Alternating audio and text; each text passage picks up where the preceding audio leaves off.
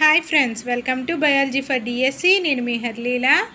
Friends, ఈ వీడియోలో మనం ఇంటర్మీడియట్ 2వ సంవత్సరం బాటనీ టెక్స్ట్ బుక్లో 2వ యూనిట్ అయిన సూక్ష్మజీవ శాస్త్రం పార్ట్ 2 వీడియోని చూద్దాం. వీడియోలోకి వెళ్ళే ముందు బయాలజీ ఫర్ డిఎస్సి ఛానల్ని లైక్, షేర్, సబ్స్క్రైబ్ చేయండి. Stay tuned and keep watching.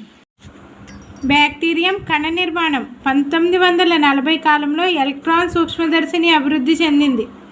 బ్యాక్టీరియంలను కేవలం సరళమైన గోళాలు, దండాలుగానే కాక ఇంకా ఎక్కువ వివరంగా అర్థం చేసుకునే వీలు కలిగింది.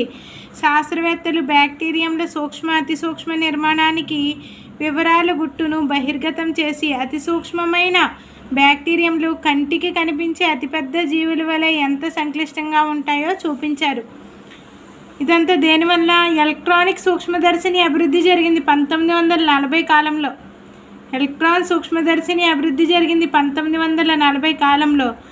అప్పటి వరకు దండాలు, గోళాలు ఇలా ఆకారాలు మాత్రమే చూసిన బ్యాక్టీరియం యొక్క స్ట్రక్చర్ అనేది శాస్త్రవేత్తలు అతి సూక్ష్మ నిర్మాణానికి సంబంధించిన వివరాల గుట్టును బహిర్గతం చేసి అతి సూక్ష్మమైన బ్యాక్టీరియంలు కాస్త కంటికి కనిపించే అతిపెద్ద జీవుల వలె ఎంత సంక్లిష్టంగా ఉంటాయో బ్యాక్టీరియంల యొక్క నిర్మాణాన్ని చూపించారనమాట. ఎలక్ట్రాన్ సూక్ష్మదర్శిని యొక్క ఆవిర్భావంతో 1940 కాలంలో జరిగింది ఎలక్ట్రాన్ సూక్ష్మదర్శిని ఆవిర్భావం, అభివృద్ధి. నెక్స్ట్ కసాబాలు కొన్ని జాతుల బ్యాక్టీరియంలు కసాబాలను కలిగి ఉండి వేగవంతమైన తరంగాల వంటి కదలికను చూపిస్తాయి. ఈ చలనం వలన ఒక ప్రయోజనం ఏమిటంటే ఒక బ్యాక్టీరియం ప్రతికూలత చెంది దూరంగా అనుకూల వాతావరణం వైపు జరిగేటట్లు చేస్తుంది. ఇక్కడ కసాబాలు అనే నిర్మాణాలు ఉంటాయి. కొన్ని జాతుల బ్యాక్టీరియంలు కసాబాలను కలిగి ఉంటాయి. వేగవంతమైన తరంగాల వంటి కదలికలను చూపిస్తాయి. ఇలా ఉంటాయి కసాబం అంటే ఇలా ఉంటుందన్నమాట. ఇదేంటంటే ఏకతంతుక కసాబం. ఇది ఏకతంతుకంలో ఒకే ఒక ధ్రువ కసాబం ఉంటుంది. ఒకవైపునే ఉంటుంది, ఇలా తోకలాగా ఉండి చలనానికి ఉపయోగపడుతుంది అనమాట. ఇది వేగవంతమైన తరంగాల వంటి కదలికలను చూపించడానికి ఉపయోగపడుతుంది కసాబం. ఇదేంటి? ఏకతంతుకం. ఇదేమో ద్విధ్రువ తంతుకం, రెండు వైపులా ఉంటుంది. ఇది బ్యాక్టీరియా కణం అనమాట. బ్యాక్టీరియా కణానికి అటువైపున ఇటువైపున ఇలా ఉంటాయి కసాబాలు. దీన్ని ఏమంటారు? రెండు వైపులా ఉన్నాయి కాబట్టి ద్విధ్రువ తంతుకం. మూడవది బహుతంతుకం. బ్యాక్టీరియా కణానికి ఒకవైపున ఒకటి కంటే ఎక్కువ కసాబాలు ఉంటాయి. పరితంతుకం అంటే ఇలా ఉంటాయి అన్నమాట. బ్యాక్టీరియం యొక్క ఉపరితలం అంతటా విస్తరించి ఉంటాయి. ఇది పరితంతుకం. కొన్ని జాతుల బ్యాక్టీరియంలు కసాబాలను కలిగి ఉండి వేగవంతమైన తరంగాల వంటి కదలికలను చూపిస్తాయి. ఈ చలనం వలన ఒక ప్రయోజనం ఏంటి? ఒక బ్యాక్టీరియం ప్రతికూలత నుంచి దూరంగా అనుకూల వాతావరణం వైపు జరిగేటట్లు చేస్తుంది. బ్యాక్టీరియం ప్రతికూలత నుంచి అంటే అక్కడ ప్రతికూలంగా ఉన్న వాతావరణం దగ్గర నుంచి అనుకూల వాతావరణం వైపు జరిగేటట్లుగా చేస్తుంది అనమాట కసాబం. బ్యాక్టీరియం కణాలు 4 రకాలైన కసాబాల అమరికలను కలిగి ఉన్న ఏకతంతుకం ఒకే ఒక ధ్రువ కసాబం ఉంటుంది. ఏకతంతుకంలో ఒకే ఒక వైపున ఉంటుంది. ద్విధ్రువ తంతుకంలో కణానికి ప్రతి కొన వద్ద కసాబం ఉంటుంది. బహుతంతుకం కణానికి ఒక ధ్రువం వద్ద 2 లేదా ఎక్కువ కసాబాలు ఉంటాయి. పరితంతుకం కసాబాలు కణం ఉపరితలం అంతటా విస్తరించి ఉంటాయి. నెక్స్ట్ ప్లాస్మిడ్లు.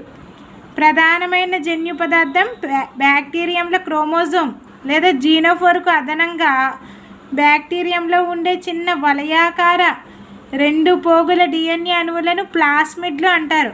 ప్లాస్మిడ్లు సాధారణంగా జీనోఫోర్ కంటే తక్కువ జన్యువులను కలిగి ఉండి ఔషధ నిరోధకతను, విష పదార్థాలు, ఎంజైమ్ల ఉత్పత్తి చేయగల రక్షణ సంబంధ లక్షణాలను కలుగజేస్తాయి.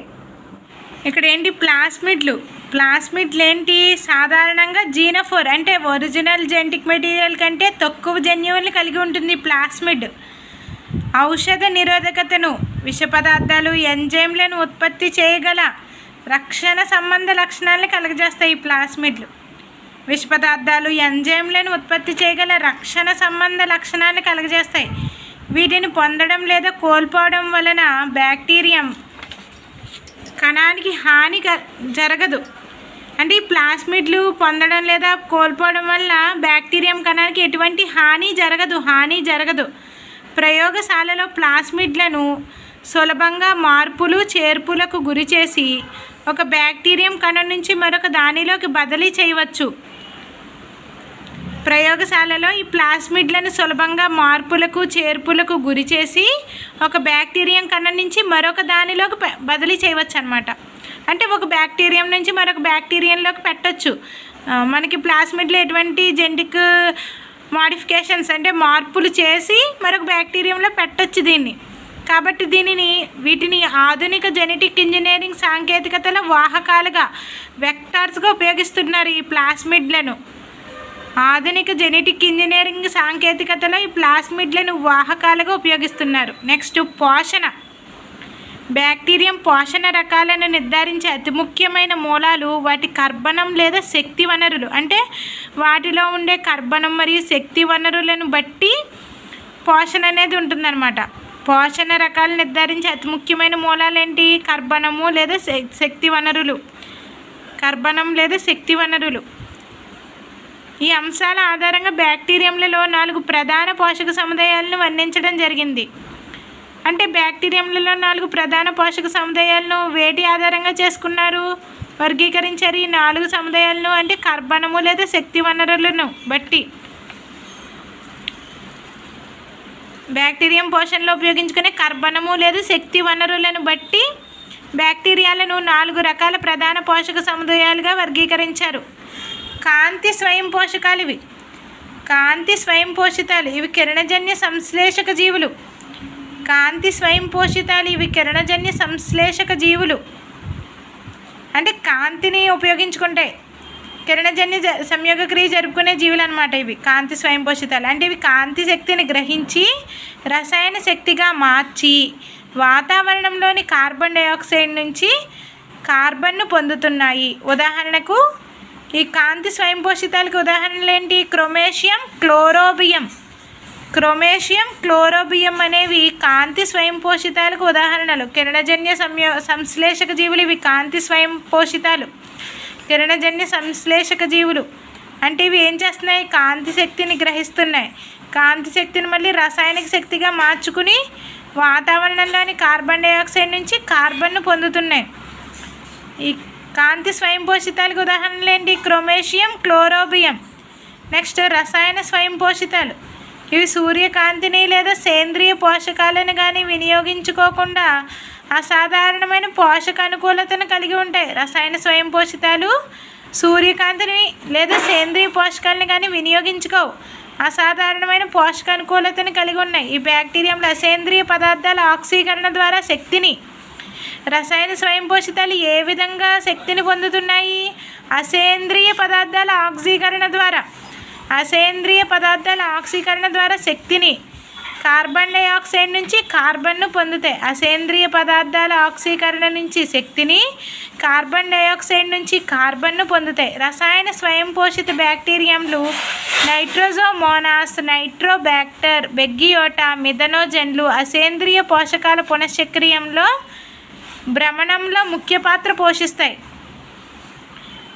రసాయన స్వయం పోషితాలు ఏమనుకున్నాం మనం? అసేంద్రియ పదార్థాల ఆక్సీకరణ ద్వారా శక్తిని పొందుతున్నాయి, కార్బన్ డైఆక్సైడ్ నుంచి కార్బన్ను పొందుతున్నాయి. రసాయన స్వయం పోషిత బ్యాక్టీరియంలు ఏంటవి? నైట్రోజోమోనాస్, నైట్రోబ్యాక్టర్, బెగ్గియోటా, మిథనోజన్లు అసేంద్రియ పోషకాల పునశ్చక్రీయంలో భ్రమణంలో ముఖ్య పాత్ర పోషిస్తున్నాయి. నెక్స్ట్ మనకి ఇక్కడ కాంతి స్వయం పోషితాలైంది, రసాయన స్వయం పోషితాలైంది. ఇక్కడ మనకి ఇంకో కొత్త టర్మ్స్ 2 వచ్చినాయి. కాంతి పరపోషితాలు, రసాయన పరపోషితాలు. కాంతి పరపోషితాలు, రసాయన పరపోషితాలు. కాంతి స్వయం పోషితాలు, రసాయన స్వయం పోషితాలు అనుకున్నాం. మరి ఇక్కడ కాంతి పరపోషితాలు, రసాయన పరపోషితాలు అంటే ఏంటో చూద్దాం. రోడోస్పైరిల్లం, సూడోమోనాస్లు కాంతి పరపోషితాలు. రోడోస్పైరిల్లం, సూడోమోనాస్లు అనేవి కాంతి పరపోషితాలకు ఉదాహరణ. ఈ క్రింది వానిలో కాంతి పరపోషితాలు అంటాడు. అవేంటి? రోడోస్పైరిల్లం, సూడోమోనాస్లు. ఇవి శక్తిని కాంతి నుంచి కార్బన్ను కర్బన మూలాల నుంచి పొందుతాయి. ఈ కాంతి పరపోషితాలు అనేవి శక్తినేమో కాంతి నుంచి, కర్బన మూలాల నుంచి పొందుతాయి. దీనికి భిన్నంగా రసాయన పరపోషితాలేమో శక్తిని రెండింటిని కర్బన పదార్థాల నుంచి పొందుతాయి, కర్బన సంయోగ పదార్థాల నుంచి పొందుతాయి. ఈ కర్బన అణువులను శ్వాసక్రియ లేదా కిణ్వనం వంటి ప్రక్రియలకు లోను చేసి శక్తిని ఏటీపీ రూపంలో విడుదల చేస్తాయి. ఇక్కడ రసాయన పరపోషితాలు ఏం చేస్తాయి అనుకున్నాం? శక్తిని రెండు కర్బన సంయోగ పదార్థాల నుంచే పొందుతాయి అనుకున్నాం. ఈ కర్బన అణువులను శ్వాసక్రియ లేదా కిణ్వనం వంటి ప్రక్రియలకు లోను చేసి ఈ కర్బన అణువులను ఏం చేస్తాయి? శ్వాసక్రియ లేదా అంటే మళ్ళీ వీటికి శక్తి కావాలి కదా, మరి ఈ కర్బన పదార్థాల నుంచే పొందుతున్నాయి అనుకున్నాం. ఈ పొందిన ఈ కర్బన అణువుల్ని ఏం చేస్తున్నాయి? మళ్ళీ శ్వాసక్రియ లేదా కిణ్వనం వంటి ప్రక్రియలకు లోను చేసి కర్బనాన్ని ఏటీపీ రూపంలో శక్తిని విడుదల చేసుకుంటారు అన్నమాట. ఆ విధంగా శక్తిని పొందుతున్నాయి రసాయన పరపోషితాలు. అవి కర్బన పోషకాలను ఎలా గ్రహిస్తాయి అనే అంశాన్ని ఆధారంగా చేసుకుని రసాయన పరపోషితాలను రెండు సమూహాలుగా వర్గీకరించవచ్చు. కర్బన పోషకాలను ఎలా గ్రహిస్తున్నాయి రసాయన పరపోషితాలు? ఈ కర్బన పోషకాలను ఎలా గ్రహిస్తున్నాయి అనే అంశాన్ని ఆధారంగా చేసుకుని రసాయన పరపోషితాలని మళ్ళా రెండు సమూహాలుగా వర్గీకరించవచ్చు. అవే అనుకుంటే ఈ పూతికాహారులు, పరాన్నజీవులు. పూతికాహారులు స్వేచ్ఛగా ఉండే సూక్ష్మజీవులు. ఇవి ప్రాథమికంగా కుళ్ళిన నిర్జీవుల సేంద్రియ పదార్థాల నుంచి పోషణ జరుపుకుంటాయి. పూతికాహారులకు ఉదాహరణ బ్యాసిల్లస్ జాతులు. ఇవి స్వేచ్ఛగా ఉండే సూక్ష్మజీవులు. ఇవి ప్రాథమికంగా కుళ్ళిన నిర్జీవుల సేంద్రియ పదార్థాల నుంచి పోషణ జరుపుతున్నాయి. పూతికాహారులనే స్వేచ్ఛగా ఉండే సూక్ష్మజీవులు కుళ్ళిన నిర్జీవుల సేంద్రియ పదార్థాల నుంచి పోషణ జరుపుకుంటున్నాయి. ఈ పూతికాహారులకు ఉదాహరణ బ్యాసిల్లస్ జాతులు. నెక్స్ట్ పరాన్నజీవులు. ఆతిథేయ కణజాలాల నుంచి పోషకాలను గ్రహిస్తాయి.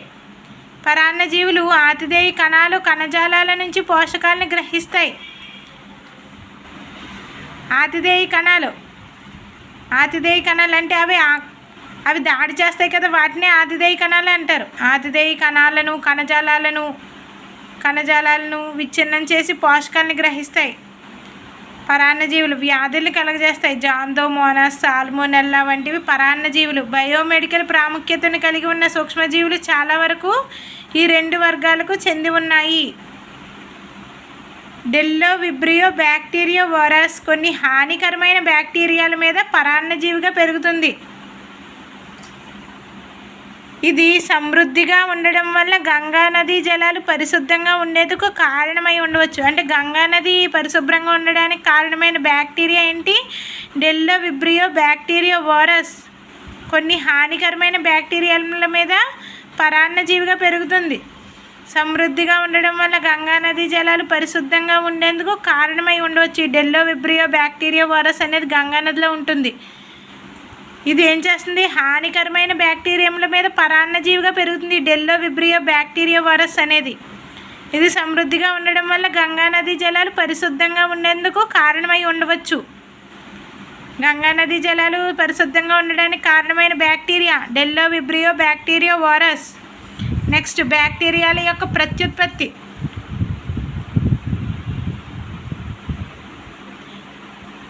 బ్యాక్టీరియంలు ప్రత్యుత్పత్తి సాధారణంగా ద్విధా విచ్ఛత్తి అని పిలువబడే ఒక విధమైన కణ విభజన ద్వారా జరుపుకుంటాయి.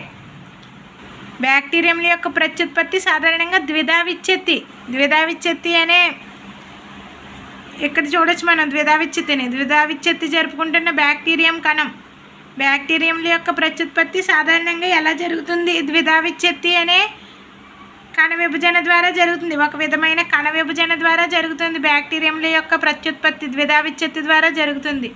ఈ విధానంలో విభజన చెందుతున్న బ్యాక్టీరియం కణం నుంచి రెండు జన్యు సారూప్యత కలిగిన పిల్ల కణాలు ఏర్పడతాయి. అంటే జన్యుపరంగా కూడా ఒకే విధంగా ఉంటాయి. జన్యు సారూప్యత జెంటికల్లీ ఈక్వల్ అనమాట. జన్యు సారూప్యత కలిగిన పిల్ల కణాలు ఏర్పడతాయి.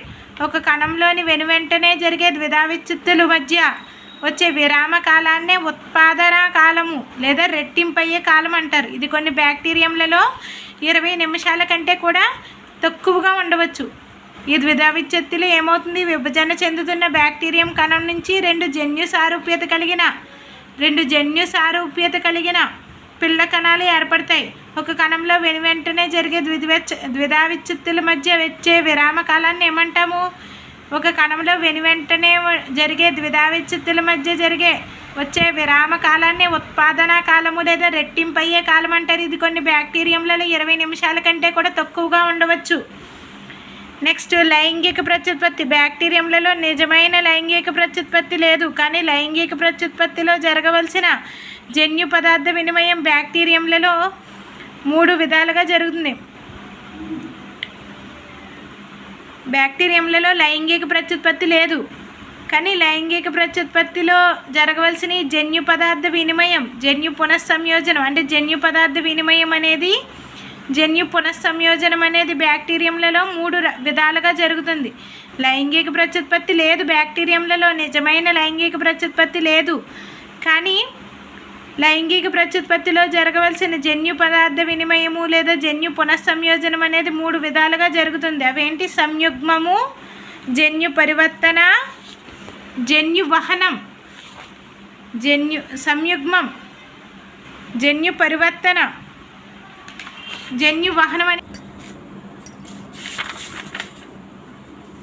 సంయుగ్మం ఈ ప్రక్రియలో 2 సజీవ బ్యాక్టీరియంలు దగ్గరగా చేరి దాత కణం నేరుగా డిఎన్ఏను గ్రహీత కణంలోనికి బదిలీ చేస్తుంది. ఇక్కడ సంయుగ్మంలో ఏం జరుగుతుంది? 2 సజీవ బ్యాక్టీరియంలు ఒకదానికొకటి దగ్గరగా వస్తాయి. దాత కణం నుంచి డిఎన్ఏను గ్రహీత కణంలోకి బదిలీ చేస్తుంది. ఈ విధానాన్ని మొట్టమొదట 1946లో లెడర్బర్గ్, టాటమ్లు ఎచ్రేషియా కోలైలో పరిశీలించారు. మొట్టమొదటిగా 1946లో లెడర్బర్గ్, టాటమ్లు ఎచ్రేషియా కోలైలో పరిశీలించారు ఈ సంయుగ్మాన్ని. ఏం జరుగుతుంది? దాత కణం నుంచి డిఎన్ఏ గ్రహీత కణంలోకి బదిలీ చేస్తుంది అనమాట. ఈ విధానాన్ని మొట్టమొదటిగా 1946లో లెడర్బర్గ్, టాటమ్లు ఈ జన్యు సంయుగ్మాన్ని కనుగొన్నారు. ఈ కోలైలో పరిశీలించారు. సంయుగ్మం జరగడానికి అవసరమయ్యే ఒక ప్రత్యేక సంయుగ్మ కారకాన్ని సంయుగ్మ నాళం లేదా పైలస్ లేదా లైంగిక పైలస్ అంటారు. సంయుగ్మం జరగడానికి 2 బ్యాక్టీరియంల మధ్య ఒక నాళం కావాలి. ఒక ప్రత్యేక సంయుగ్మ పరికరాన్నే సంయుగ్మ నాళం లేదా పైలస్ లేదా లైంగిక పైలస్ అంటారు. ఇక్కడ 2 బ్యాక్టీరియంల మధ్య లింక్ ఉంది కదా, ఇదే పైలస్ అంటే. 2 కణాలు పరస్పరం తాకడం వల్ల జరిగే ఈ ప్రక్రియలో F+ అని పిలువబడే దాత కణం పైలస్ను ఏర్పరిచి F- కణం అనబడు గ్రహీత కణంతో అంటిపెట్టుకుంటుంది. ఈ F+ కణం ఇక్కడ F+ కణం అనేది ఈ 2 కణాల్లో F+ కణం అనేది ఈ సంయుగ్మ నాళాన్ని ఏర్పరిచి పైలస్ని ఏర్పరిచి 2 కణాలు పరస్పరం తాగడం వల్ల F+ అని పిలువబడే దాత కణం పైలస్ని ఏర్పరిచి F- కణం అనబడు గ్రహీత కణంతో అంటిపెట్టుకుంటుంది. దాత కణము F ప్లాస్మిడ్ను కలిగి ఉండడం వల్ల దీనిని F+ అని పిలుస్తారు. F- కణంలో F ప్లాస్మిడ్ లోపించి ఉంటుంది. F ప్లాస్మిడ్ని కలిగి అసలు F+ అంటే ఏంటి? F ప్లాస్మిడ్ని కలిగి ఉంటుంది. F+ కణము దాత కణము F ప్లాస్మిడ్ని కలిగి ఉంటుంది. దాత కణమే F+ అనుకుంటున్నాం కాబట్టి దాత కణం ఏముంటుంది? F ప్లాస్మిడ్ని కలిగి ఉంటుంది. F+ అని అంటాం. F- కణంలో F ప్లాస్మిడ్ అనేది ఉండదు, లోపించి ఉంటుంది. F- కణంలో F ప్లాస్మిడ్ లోపించి ఉంటుంది. ఒక్కసారి కణాలు అంటిపెట్టుకోగానే పైలస్ పొట్టిదై 2 బ్యాక్టీరియం కణాలను దగ్గరకు చేరుస్తుంది. ఎప్పుడైతే ఈ పైలస్ తోటి 2 బ్యాక్టీరియం కణాలు అతుక్కుంటాయో ఈ పైలస్ ఏం చేస్తుంది? 2 బ్యాక్టీరియం కణాలని దగ్గరికి చేరుస్తుంది. తదుపరి F ప్లాస్మిడ్ ప్రతికృతి చెందడం ప్రారంభించి ప్రతికృతి చెందిన డిఎన్ఏ పైలస్ నుంచి ఏర్పడిన వంతెన ద్వారా గ్రహీత కణంలోనికి చేరుతుంది. సంయుగ్మం పూర్తిగా ఒక సంరక్షణ ప్రక్రియ, ఎందుకంటే దీనిలో దాత బ్యాక్టీరియం సాధారణంగా జన్యు పదార్థం బదిలీ జరగడానికి ముందే దాని నకలును తన ముందు నిలిపి ఉంచుకుంటుంది. సంయుగ్మం పూర్తిగా ఒక సంరక్షణ ప్రక్రియ అన్నమాట. ఎఫ్ ప్లస్ కణంలో ఏముంటుంది అనుకున్నాం, ఎఫ్ ప్లాస్మిడ్ ఉంటుంది అనుకున్నాం కదా. దాని యొక్క నకలుని అది ముందుగానే తయారు చేసుకుని ఉంటుంది. జన్యు పదార్థం బదిలీ జరగడానికి ముందుగానే ఈ ఎఫ్ ప్లస్ కణము నకలుని తన ముందు నిలుపుకుని ఉంచుకుంటుంది. సంయుగ్మం అంటే ఏంటి, రెండు సజీవ బ్యాక్టీరియంలు దగ్గరగా చేరి దాత కణంను నేరుగా డిఎన్ఏను గ్రహీత కణంలోనికి బదిలీ చేస్తుంది. డిఎన్ఏను దాత కణం నుంచి గ్రహీత కణంలోకి బదిలీ చేస్తుంది. రెండు సజీవ బ్యాక్టీరియంలు దగ్గరగా వస్తాయి అన్నమాట దీనిలో. ఈ విధానాన్ని మొట్టమొదటి ఎవరు కనుగొన్నారు, 1946లో లెడర్బర్గ్, టాటమ్లు, హెచ్రేషియా కోలైలో పరిశీలించారు.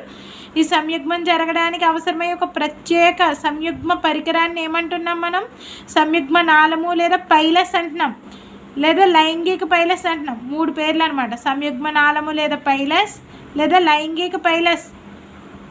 2 కణాలు పరస్పరం తాగడం వల్ల జరిగే ఈ ప్రక్రియలో ఎఫ్ ప్లస్ అని పిలువబడే దాత కణం పైలస్ని ఏర్పరిచి, ఈ ఎఫ్ ప్లస్ కణమే పైలస్ని ఏర్పరిచి ఎఫ్ మైనస్ కణంతో అంటిపెట్టుకుంటుంది, కనెక్షన్లో ఉంచుకుంటుంది అనమాట. దాత కణము ఎఫ్ ప్లాస్మిడ్ని కలిగి ఉండడం వలన దీనిని ఎఫ్ ప్లస్ అని పిలుస్తారు. ఎఫ్ మైనస్ కణంలో ఎఫ్ ప్లాస్మిడ్ లోపించి ఉంటుంది. ఒక్కసారి కణాలు అంటిపెట్టుకోగానే పైలస్ పొట్టిదై 2 బ్యాక్టీరియం కణాలను దగ్గరకు చేరుస్తుంది. పైలస్ ఒకసారి రెండాటికి లింక్ ఏర్పడగానే ఈ పైలస్ ఇంకా దగ్గరగా చేర్చేసి ఎఫ్ ప్లాస్మిడ్ ప్రతికృతి చెందడం ప్రారంభించి ప్రతికృతి చెందిన డిఎన్ఏ పైలస్ నుంచి ఏర్పడిన వంతెన ద్వారా ఒక వంతెనలాగా ఏర్పడుతుంది. గ్రహీత కణంలోకి డిఎన్ఏ అనేది చేరుతుంది అనమాట. సంయుగ్మం పూర్తిగా ఒక సంరక్షణ ప్రక్రియ.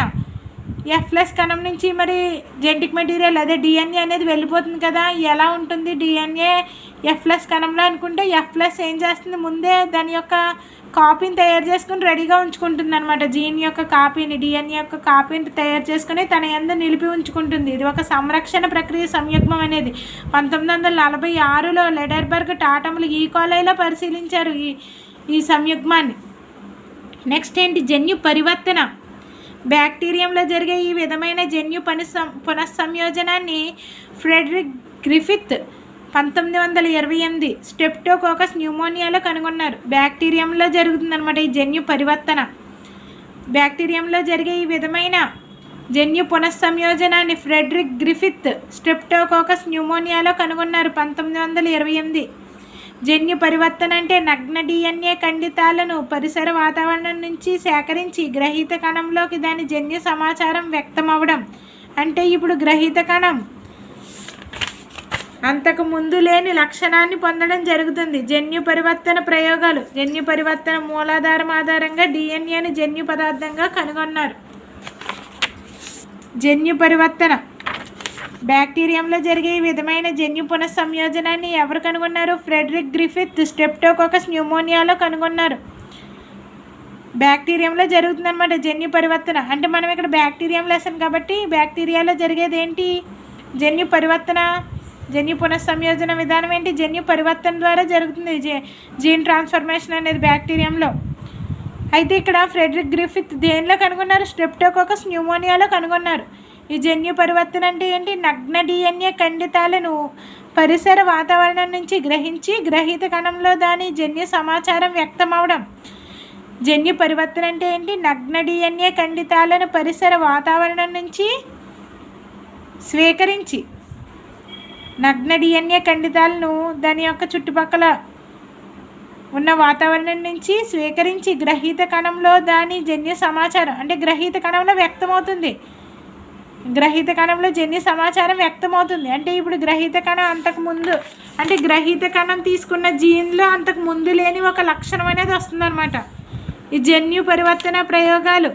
జన్యు పరివర్తన మూలాధారం ఆధారంగా డిఎన్ఏను జన్యు పదార్థంగా కనుగొన్నారు. జన్యు పరివర్తన ప్రయోగాలు. జన్యు పరివర్తన మూల ఆధారంగానే డిఎన్ఏను జీన్ పదార్థంగా ఒక జెనెటిక్ మెటీరియల్. అసలే డిఎన్ఏ జెనెటిక్ పదార్థం. డిఎన్ఏ అనేది ఒక జీన్. డిఎన్ఏ ఒక జెనెటిక్ మెటీరియల్ అని ఈ జీన్ అదే జెనెటిక్ పరివర్తన ప్రయోగాలు.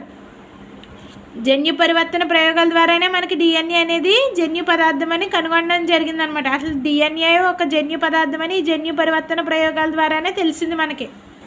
నెక్స్ట్ జన్యు వహనం. బ్యాక్టీరియా ఫాజ్ ద్వారా జన్యు పదార్థం ఒక బ్యాక్టీరియం నుంచి వేరొక బ్యాక్టీరియం కు బదిలీ చెందడాన్నే జన్యువహనం అంటాం. బ్యాక్టీరియోఫాజ్ అంటే ఏంటి? బ్యాక్టీరియాలను ఆశించే వైరస్లనే బ్యాక్టీరియోఫాజ్లు అంటారు. ఈ బ్యాక్టీరియోఫాజుల ద్వారా జన్యు పదార్థం ఒక బ్యాక్టీరియం నుంచి వేరొక బ్యాక్టీరియానికి బదిలీ చెందడాన్నే జన్యువహనం అంటారు. లెడెర్బర్గ్ జెండర్లు సాల్మోనెల్లా టైఫిమ్యూరియంలో జన్యువహనాన్ని కనుగొన్నారు. లెడెర్బర్గ్ జెండర్లు సాల్మోనెల్లా టైఫిమ్యూరియంలో ఈ జన్యువహనాన్ని కనుగొన్నారు. జన్యువహనం అంటే ఏంటి? బ్యాక్టీరియా ఫాజ్ ద్వారా జెనెటిక్ మెటీరియల్ అనేది ఒక బ్యాక్టీరియం నుంచి మరొక బ్యాక్టీరియంకి ట్రాన్స్ఫర్ అవుతుంది. దీన్నే జన్యువహనం అంటారు. లెడెర్బర్గ్ జెండర్లు సాల్మోనెల్లా టైఫిమ్యూరియంలో జన్యువహనాన్ని కనుగొన్నారు. లెడెర్బర్గ్ జెండర్లు సాల్మోనెల్లా టైఫిమ్యూరియంలో జన్యువహనాన్ని కనుగొన్నారు. నెక్స్ట్ టాపిక్ నెక్స్ట్ వీడియోలో కంటిన్యూ చేద్దాం. Stay tuned.